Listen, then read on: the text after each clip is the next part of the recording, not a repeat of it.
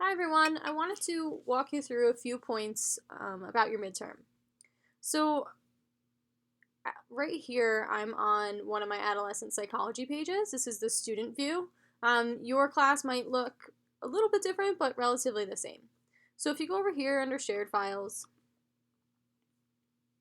you'll see all the documents I have uploaded at this point. If you click on assignments, midterm, and final, there's some specific files here that I already have up for your midterm. The first one I want to talk about is just the midterm overall. So what you're going to do is you are going to interview someone about their own parenting style. I do not want you to interview your own parent. The reason is because they have a little bit of bias. And I'd like you to interview someone you know, and it could be someone that you're close to or not close to, that's fine. If you don't have someone to interview, email me as soon as possible, and I can hook you up with one of my colleagues or someone that I know that might be interested in answering your questions. So this person that you're interviewing obviously should have children. They should be at least teenage age or older, just to be able to answer these questions. And before I go through this, obviously these are questions that are going to prompt the interview. If there are questions in here that the person doesn't feel comfortable asking, you can politely just keep on going, but we'll start here. So, identifying information. This is where I want you to start, just with some background information. Parenting style. You want them to give their opinion. This interview is broken up, the paper, is broken up into two parts. One is the interview, and the second is the analysis. During the interview, I do not want you to give your opinion to the person you're interviewing. What happens all the time is psychology students, do assignments like this, and then people think, oh, you know everything about psychology already, so tell me if I'm a good parent or if I'm a bad parent. Stay away from doing this, because number one, we don't know if someone's a good parent or a bad parent, and you have a lot of power by saying, oh, I'm a student of psychology. People sometimes don't know exactly what that means. So as much as you can, don't give people answers. Just try and say, oh, I'm not really sure, or handle it however you need to. But you'll give your opinions, and you'll speak specifically to whether you agree or disagree, which parenting style you think they have in that second half in your analysis. Puberty. So this part, depending on who you're interviewing, might be really in-depth or it might not. But I do want you to have this conversation. I think, in my opinion, this will tell you a lot about that person as a parent. If people can talk to their kids about sex and about puberty, you could talk to them about anything. But there are all sorts of gender roles and expectations, and specifically around religion, where people may or may not feel comfortable talking about this subject, and it'll tell you a lot about people in general. So I do want you to touch on the puberty piece. Relationships with their children, but I also want to know how the relationships have been affected with their partner or their spouse. Having children typically is one of the hardest things in a relationship. So up next, your analysis. This is where you'll tell me your opinion, and in your papers, you should have this. Your opinion on their parenting style, your opinion on attachment in their relationship, parent-adolescent conflict, and culture. Culture is a huge part of people's relationships. And anything else you want to add in that you feel is necessary. So how you're going to do this is you're going to write 4 to 6 pages. So with that being said, you need to cut out the fat and write what is most important for this paper.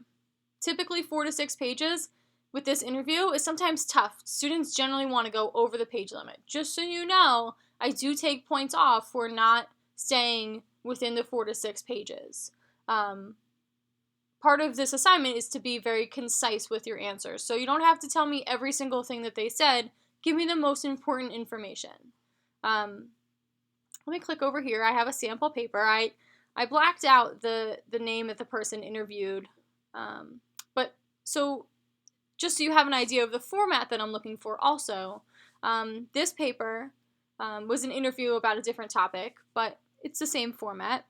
So this is the student's cover page. It has up here in the top corner, it has a number 1. That's the page number. It has running header, and then the title of their paper. They chose to write interview with and the person's name that they interviewed. That's totally fine.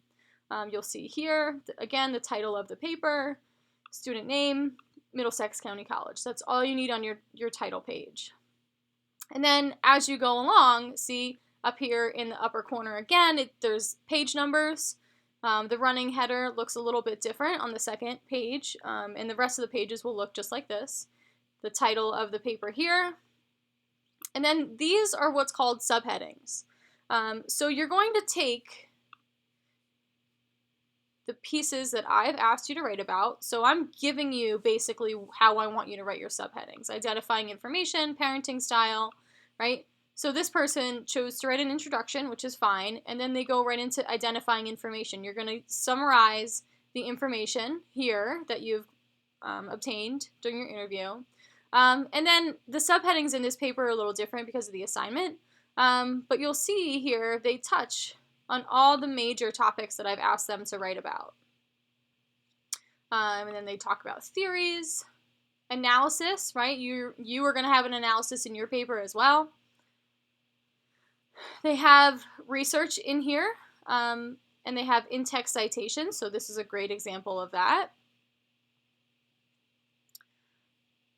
Conclusion, you should have a conclusion in yours as well as the last section, and a works cited page, and this is formatted pretty well for APA citation.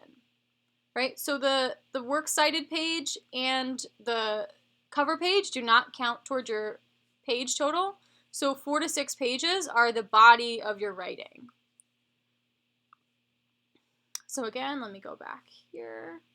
So 4 to 6 pages, type double space, APA format. Again, check out that video I posted about APA format. It will give you everything that I'm expecting you to do in the paper. If you have questions on how to do that, please email me. The first half of your paper should be a summary of your interview.